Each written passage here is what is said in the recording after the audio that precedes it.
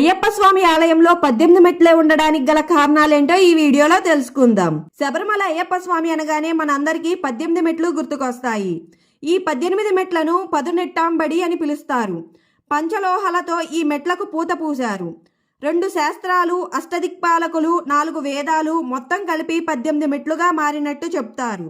ఈ 18 మెట్లలో తొలి పంచమ మెట్లను పంచేంద్రియాలుగా పరిగణిస్తారు. అంటే మన కళ్ళు, చెవులు, నాలుక, ముక్కు, స్పర్శలకు సంకేతాలుగా భావిస్తారు. ఆ తరువాతి 8 మెట్లను అష్టరాగాలకు సంకేతంగా పరిగణిస్తారు. అంటే కామం, క్రోధం, లోభం, మోహం, మదం, మాస్తర్యం, అసూయ, దంభంను సూచిస్తాయని పండితులు చెబుతారు.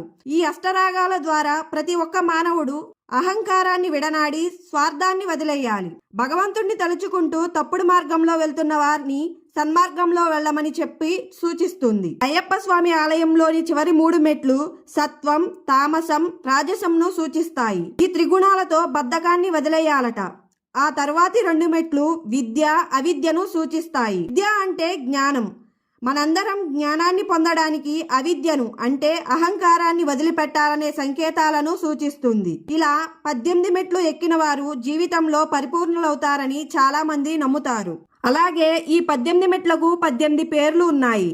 అష్టాదశ దేవతలు వీటిని సంరక్షిస్తూ ఉంటారని చెబుతారు. అలాగే అయ్యప్ప స్వామి ఈ 18 మెట్లు ఎక్కుతూ తన 18 అస్త్రాలను విడిచిపెట్టాడని అంటారు.